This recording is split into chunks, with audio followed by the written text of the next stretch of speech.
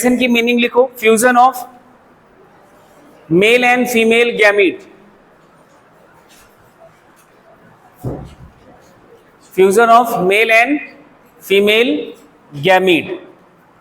Mail gamete और female gamete का नाम आगे लिखना, विच रिजल्ट्स या दैट रिजल्ट्स इनटू जाइगोट।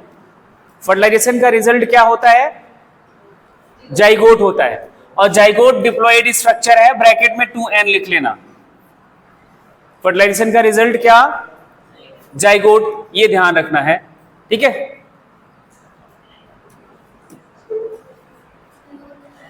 दूसरा पॉइंट लिखना, साइट ऑफ फर्टिलाइजेशन क्या है ह्यूमन बीइंग का?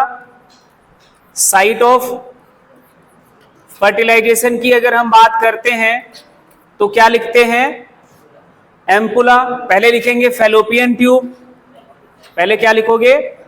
फैलोपियन ट्यूब, और फैलोपियन ट्यूब के बाद ब्रैकेट में लिखोगे एम्पुला। पिक्चर बन रहा है सबके दिमाग में? In human being fertilization can occur only if fertilization can occur only if ovum and sperm are transported simultaneously।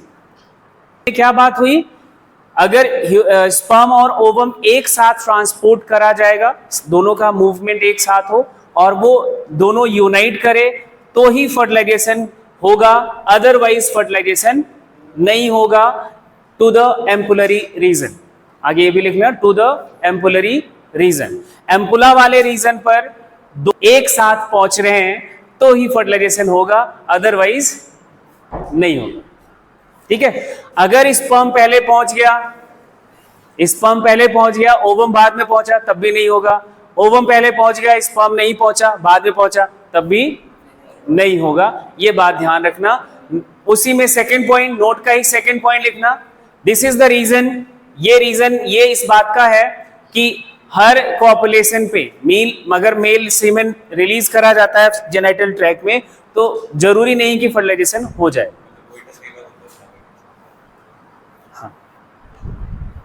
This is the reason why not all copulation lead to the fertilization and pregnancy। ये हर copulation का मतलब ये नहीं है कि वो fertilisation पे उसका रिजल्ट फर्टिलाइजेशन होगा, या फिर हम बात करें कि वो प्रेगनेंसी में कन्वर्ट होगा। ये तभी होगा, अब जरा आप अपना थोड़ा सा जो प्रीवियस नॉलेज है उसका यूज करना है। 14th डे पर क्या होगा? Ovulation.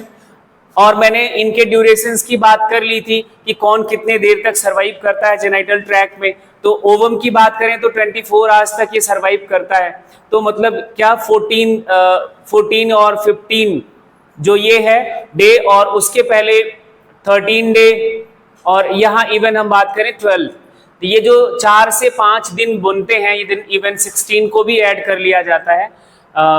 This is the most dangerous क्या time period of the menstrual cycle. 2 दिन पहले 2 दिन बाद बहुत चांसेस होते हैं कि क्या हो जाए? फर्टिलाइजेशन होने का चांस होता है, and that leads to the pregnancy. और वर्ड यूज करते हैं syngamy, union of male and female gamete termed as syngamy ना। सिनगैमी 2 स्टेप में पूरा होता है। पहला लिखना प्लाज्मोगैमी, क्या? प्लाज्मोगैमी। दूसरा लिखना कैरियोगैमी, क्या?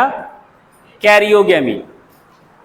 प्लाज्मोगैमी के सामने लिखना इंटरमिक्सिंग ऑफ साइटोप्लाज्म, क्या लिखोगे? Mixing of cytoplasm. दोनों गैमीट के साइटोप्लाज्म का जो मिक्सिंग होगा, that is the plasmogamy. And mixing of nucleus, mixing of nucleus या न्यूक्लियाई, दोनों गैमीट के न्यूक्लियाई जब भी मिक्स कर जाएं, फ्यूज कर जाएं, that is the karyogamy. And syngamy का तीसरा स्टेप लिखना एम्फीमिक्सिस, और ये बहुत इंपॉर्टेंट स्टेप है। एम्फीमिक्सिस में लिखना क्या? Mixing of chromosomes. एम्फीमिक्सिस का मतलब मिक्सिंग ऑफ क्रोमोसोम, और ये इसी सीक्वेंस में लिखना। प्लाज्मोगैमी पहले होता है, फिर कैरियोगैमी होता है, last were is the amphimixis. पहले प्लाज्मोगैमी, फिर कैरियोगैमी और फिर एम्फीमिक्सिस। अब इस बात को जरा समझो, इधर देखना, आपको थोड़ा सा साइटोलॉजी का नॉलेज यहाँ पे यूज होगा। अब मैं थोड़ा सा आपको ना प्रीवियस जो सेल चैप्टर में पढ़ा था, ह्यूमन बीइंग का हर सेल के पास कितना क्रोमोसोम? 46। जो आपका गैमीट मदर सेल होगा, जैसे स्पर्म मदर सेल या ओवम मदर सेल जो आपने पढ़ा कि स्पर्मेटोजेनेसिस ओवोजेनेसिस में, है ना, 46 वाली सेल में मियोसिस फर्स्ट होता है, तो 2 हैप्लॉइड सेल बन जाती है। क्रोमोसोम नंबर जस्ट हाफ हो जाता है 23, और ये जो 23 क्रोमोसोम आया वो कैसा होगा? हर पेयर का एक एक क्रोमोसोम, हर पेयर का एक एक क्रोमोसोम होगा। और उसके बाद क्या होगा? इसमें फिर से मियोसिस सेकेंड हो जाता है, तो सेम नंबर ऑफ क्रोमोसोम मतलब n ही रहेगा। इसमें भी मियोसिस सेकेंड n ही रहेगा। मतलब जैसे एक वर्ड आपने यूज करा था होमोलोगस क्रोमोसोम, याद आ रहा है? होमोलोगस पेयर ऑफ क्रोमोसोम, एक पेयर का एक क्रोमोसोम, हर पेयर का। जैसे मैं 2 पेयर यहां बना लूं, ये एक क्रोमोसोम हो गया, ये दूसरा क्रोमोसोम हो गया, और ये एक होमोलोगस के हैं, ऐसे दूसरा हमने बना लिया, ये दूसरा होमोलोगस पेयर हो गया। टोटल नंबर ऑफ क्रोमोसोम 4 हो गए, लेकिन होमोलोगस पेयर कितने हैं? 2 हैं। जब ये मियोसिस में जाएगा तो जो हैप्लॉइड सेल बनेगी, जैसे ये मियोसिस में 4 क्रोमोसोम वाली सेल जा रही है, तो मियोसिस फर्स्ट होने के बाद इसका एक क्रोमोसोम यहां आ जाएगा, इसका एक क्रोमोसोम यहां आ जाएगा, इस पेयर का एक क्रोमोसोम इस सेल में, और इस पेयर का एक क्रोमोसोम इस सेल में। मतलब हर पेयर का एक एक सेट हैप्लॉइड सेल में क्रोमोसोम प्रेजेंट होता है। ठीक है, इतनी बात समझ आ रही है? अब देखो, सेम ऐसे 46 क्रोमोसोम वाली कोई सेल, जिससे स्पर्म, मान लो ये स्पर्म बन गया, ऐसे ओवम भी बनेगा। मियोसिस फर्स्ट होगा, मियोसिस फर्स्ट के बाद एक पोलर बॉडी बन जाता है, एक लार्ज सेल बन जाता है, सेकेंडरी oocyte बन जाता है, इसके पास भी n नंबर ऑफ क्रोमोसोम होंगे, मतलब हर सेट का एक क्रोमोसोम होएगा। एंड देन उसके बाद क्या हो जाता है? मियोसिस सेकेंड हो जाता है, तो फिर से एक स्मॉल सेल, एक लार्ज सेल, तो क्रोमोसोम नंबर तो वही रहेंगे, n ही रहेंगे, मतलब हर सेट का एक क्रोमोसोम रहेगा। अब आपने जो बात अभी लिखी है कि पहले प्लाज्मोगैमी होगा, फिर कैरियोगैमी होगा। कैरियोगैमी का मतलब दोनों गैमीट के न्यूक्लियस फ्यूज कर जाते हैं। उसके बाद होता है एम्फीमिक्सिस। एम्फीमिक्सिस में क्या होता है? जैसे इसका पहला फर्स्ट पेयर, हर पेयर का एक एक क्रोमोसोम होगा, एक क्रोमोसोम हो गया, दूसरा हो गया, तीसरा हो गया, चौथा हो, ऐसे 23 क्रोमोसोम इस गैमीट में होंगे, और ऐसे यहाँ पे 23 क्रोमोसोम होंगे, है ना। ऐसे मान लो कि ये फर्स्ट क्रोमोसोम और ये फर्स्ट क्रोमोसोम पहले पेयर के दोनों हैं, किसके हैं? फर्स्ट पेयर के क्रोमोसोम है, तो ये दोनों का पेयरिंग हो जाना, that is the amphimixis. Homologous form में फिर से कन्वर्ट हो जाना, क्योंकि हर पेयर का एक क्रोमोसोम इस गैमीट के पास होगा, एक फीमेल गैमीट के पास होगा। दोनों का फ्यूजन का मतलब क्या हुआ? कि फिर से पेयर बना लेना, फिर से 46 वाला कंडीशन आ जाएगा। बात समझ आ गई? तो फर्टिलाइजेशन का जो स्टेप फिर से बोलो, पहला क्या होगा? प्लाज्मोगैमी। प्लाज्मोगैमी का मतलब समझ आ गया। दूसरा क्या? कैरियोगैमी, दोनों का न्यूक्लियस फ्यूज कर गया। न्यूक्लियस फ्यूजन के बाद दोनों के जो क्रोमोसोम है उनकी होमोलोगस पेयरिंग हो जाए। क्या हो जाए? होमोलोगस पेयरिंग हो जाए, दैट इज द एम्फीमिक्सिस। इसको क्या बोलोगे? एम्फीमिक्सिस। ये 3 स्टेप में ह्यूमन बीइंग का फर्टिलाइजेशन कंप्लीट होता है। अब आ जाओ आगे, ये डायग्राम आपने बना ही रखा है। मैकेनिज्म क्या है पहले समझना है, फिर मैं एक एक करके लिखवाऊंगा स्टेप बाय स्टेप। कैसे लिखना है वो ध्यान से देखो। पहले क्या होता है?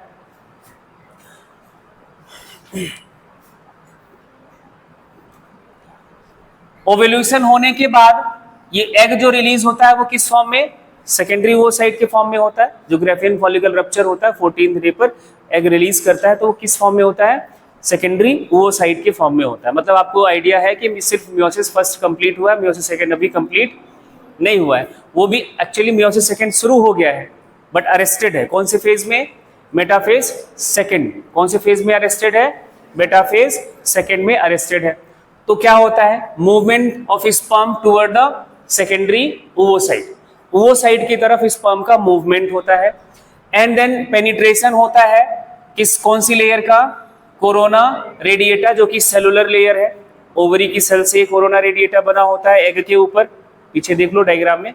कोरोना रेडिएटा कौन सी सेल, कौन सी लेयर है, ओवेरियन सेल से बनी हुई लेयर है, ठीक है।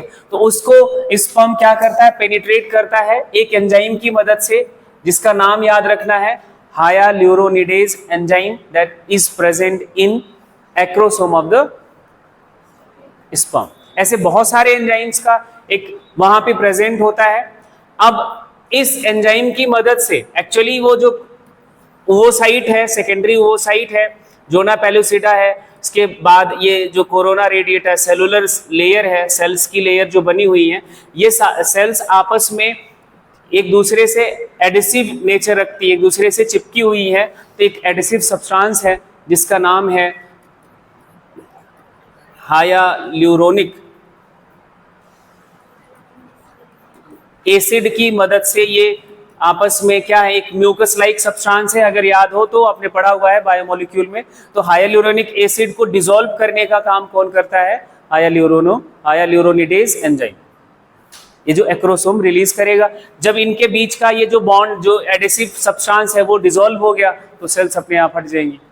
ये इनका पर्पस होता है। अब adherence of sperm to the ZP3 receptor, ये रिसेप्टर है ओवम के ऊपर। ओवम का कौन सा लेयर पे प्रेजेंट होता है, जोना पेलुसिडा, इस वाली लेयर पर ZP3 रिसेप्टर प्रेजेंट होते हैं।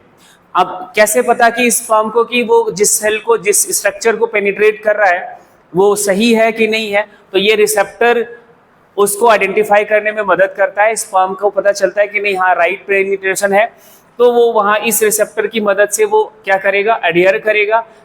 अब ये एडियरेंस जब भी स्पर्म का इस रिसेप्टर के साथ हो जाता है तो फिर इनिशिएशन शुरू हो जाता है एक्रोसोमल रिएक्शन। बहुत सारे एंजाइम्स और रिलीज करता है, जिसमें से एक नाम याद रखना, एक्रोसिन, जिसे हम बोलते हैं दूसरा नाम जोना लाइसिन। जो जोना पेलुसिडा की लेयर है, ये एक्रोसिन उसको डिसॉल्व कर देगा।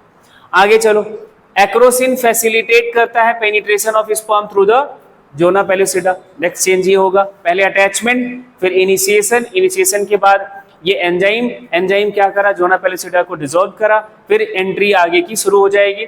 फ्यूजन हो जाता है sperm and membrane of secondary ओवोसाइट। ये सेकेंडरी ओवोसाइट का मेम्ब्रेन है, वैसे आपने जो स्पर्म का स्ट्रक्चर बनाया हुआ था इसका मेम्ब्रेन, दोनों ये फ्यूज कर जाते हैं, जिसे हम क्या बोलेंगे, सिनगैमी। एक्चुअली प्लाज्मोगैमी हुई है। क्या हुआ है, प्लाज्मोगैमी हुई है।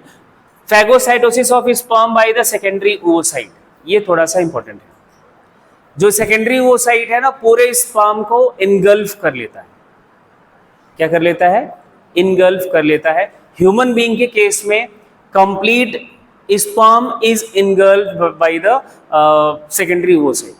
और जो एनिमल्स हैं उसमें उसका हेड वाला रीजन ही इनगल्फ करा जाता है, टेल बाहर ही रह जाता है, टेल वाला रीजन बाहर ही रह जाता है। बट ह्यूमन बीइंग में ये कंफ्यूजन नहीं रखना है, ह्यूमन बीइंग का स्पर्म सेकेंडरी ओवोसाइट कंप्लीटली इनगल्फ कर लेता है, ये ध्यान रखना है। फिर उसके बाद क्या होगा, जैसे ये देखो सेकेंडरी ओवोसाइट जैसे ही इनगल्फिंग का प्रोसेस शुरू होता है, तब ओवोसाइट का मियोसिस सेकेंड, जो कि मेटाफेज सेकेंड में अरेस्टेड था, दैट कंप्लीट्स, वो कंप्लीट हो जाता है। एंड क्या बनाएगा, रिलीज सेकेंड पोलर बॉडी बनता है, और क्या बनेगा, ओवम बनता है।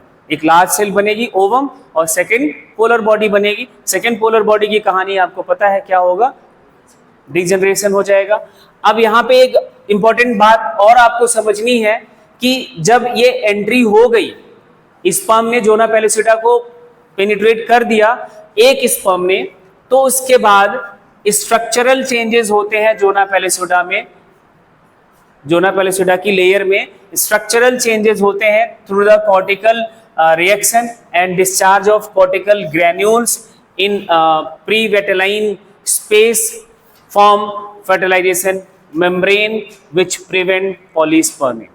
इसके बाद बहुत सारे जोना पैलिसोडा में केमिकल चेंजेस होते हैं और कॉर्टिकल रीजन में, क्योंकि फैलोपियन ट्यूब में हुआ है, और भी उनकी फैलोपियन ट्यूब की सेल्स मिलकर और उनके म्यूकस मिलकर एक फर्टिलाइजेशन मेम्ब्रेन बना देता है एग के चारों तरफ, ओवम के चारों तरफ। इसको पहले तो ये इसने पेनिट्रेट करा, जोना पैलिसोडा को पेनिट्रेट करा।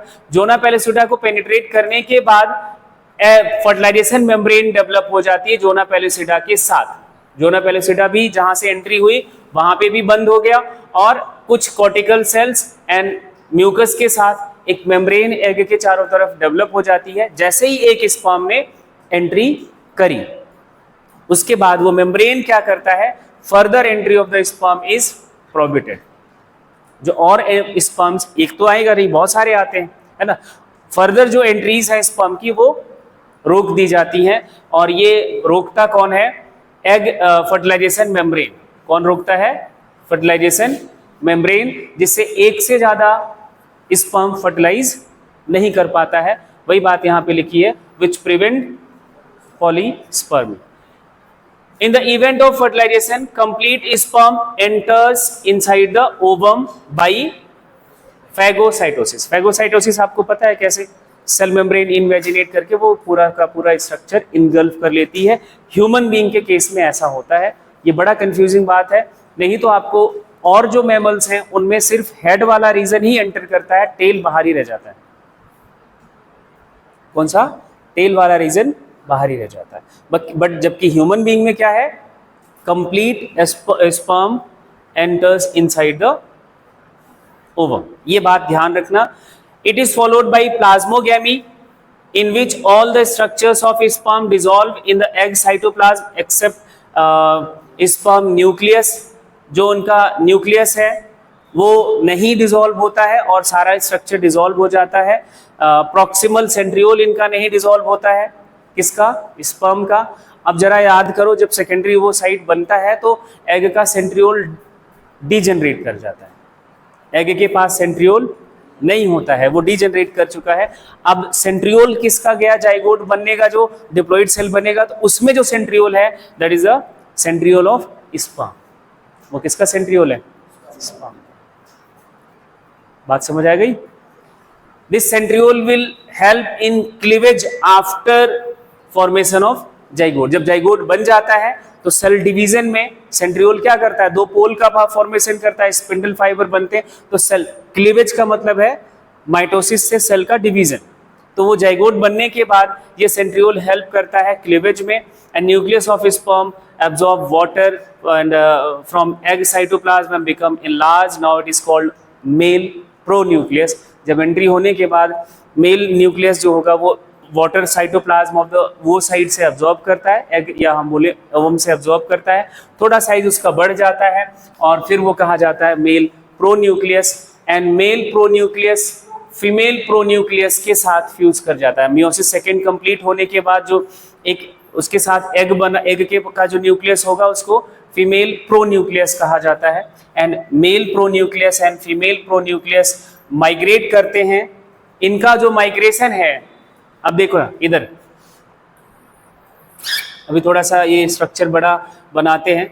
ये मान लिया कि फीमेल प्रोन्यूक्लियस है और एंट्री हो गई स्पर्म की और उसका मेल प्रोन्यूक्लियस यहाँ पे है, न्यूक्लियस है दोनों का। तो इनका एक डेफिनिट पाथ होता है, दोनों एक डेफिनिट पाथ पर ट्रेवल करते हैं और फिर उनका फर्टिलाइजेशन होता है। सेल के अंदर दोनों न्यूक्लियस एक डेफिनिट पाथ पर क्या करते हैं, ट्रेवल करते हैं, मेल प्रोन्यूक्लियस और female pronucleus. Then they gets fuse to form zygote.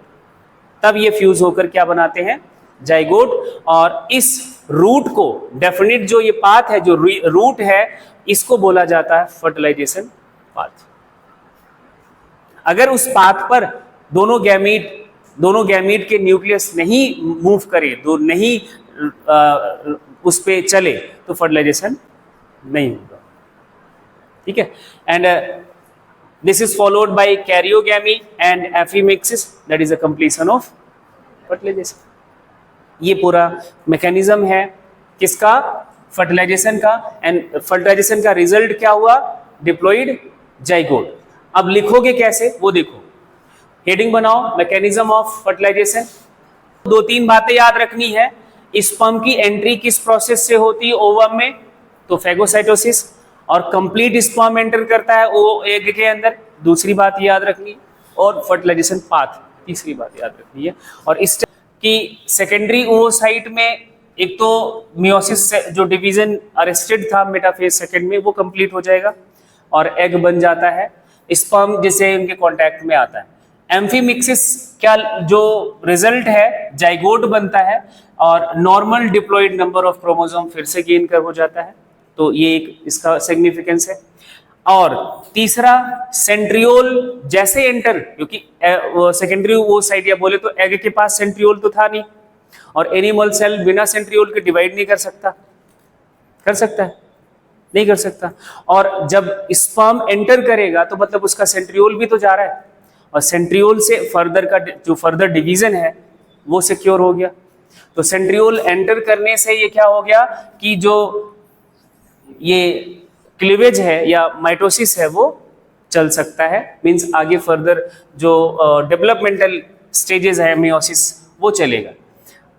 क्योंकि दो अलग अलग बॉडी से ये गैमीट आते हैं, sperm comes from male body and ovum comes from female body, और दोनों का जेनेटिक कॉम्पोजिशन अलग है। तो जेनेटिक कॉम्पोजिशन अलग है तो पैटर्नल और मैटरनल दोनों कैरेक्टर का कॉम्बिनेशन एक नया वाला ऑर्गेनिज्म बनता है।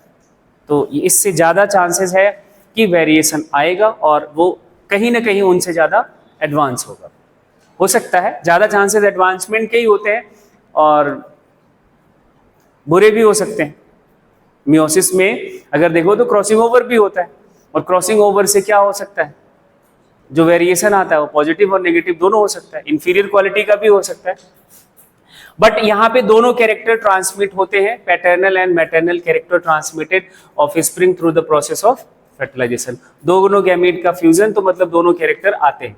And then peripheral changes occurs in egg membrane. Peripheral changes में आपका वो फर्टिलाइजेशन मेम्ब्रेन, क्या एग के चारों तरफ वो चेंजेस होते हैं, केमिकल चेंजेस। फर्टिलाइजेशन मेम्ब्रेन अगर नहीं बनता ना तो बहुत सारे स्पर्म फर्टिलाइज कर देते हैं, तो फिर वो डिप्लॉइड से पता नहीं क्या पोलाइडी हो जाती और वो ह्यूमन बीइंग के अलावा कोई और बन जाता है ना, मतलब इंसान फिर कुछ और भी पैदा कर रहा होता, ऐसा कुछ हो सकता था। लेकिन फर्दर एंट्री ऑफ स्पर्म जो कि चेक कर दी जाती है उस फर्टिलाइजेशन मेम्ब्रेन के डेवलपमेंट से, तो पॉलीस्पर्मी का कोई चांस नहीं होता है। तो ह्यूमन बीइंग की जो कैरेक्टर्स हैं उसी के साथ आपको ऑफस्प्रिंग देखने को मिलता है। मेल गैमीट का जो सेक्स क्रोमोसोम है, मेल गैमीट का जो कॉम्बिनेशन होता है, इधर देखो, मेल गैमीट का कॉम्बिनेशन होता है आपका 22+X हो सकता है, और क्या हो सकता है 22+Y हो सकता है। तो दो कॉम्बिनेशन के मेल गैमीट होते हैं, मतलब मेल गैमीट के पास सेक्स क्रोमोसोम या तो X होगा या फिर Y होगा। तो इस वजह से ये चांसेस होते हैं कि 50% स्पर्म के पास X होगा, 50% स्पर्म के पास Y होगा। एंड इस दुनिया में मेल एंड फीमेल ऑफस्प्रिंग आने का भी सेम चांस होता है, 50% मेल आने का, 50% फीमेल आने का।